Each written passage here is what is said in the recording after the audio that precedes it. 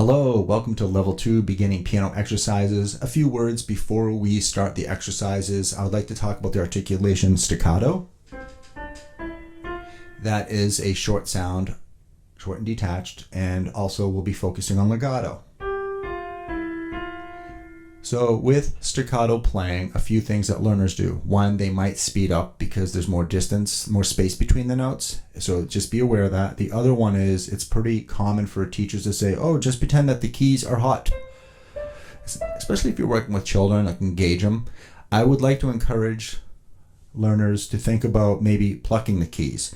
When we're going up and down, that's a different technique, a different sound. But when we're thinking about plucking or flicking a little dust, do you notice that my hand stays on the key?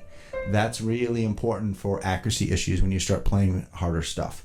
So keep that in mind. The other thing, sometimes learners, when they play staccato, they really want to get it, so they play it too loud, and we're just playing it short.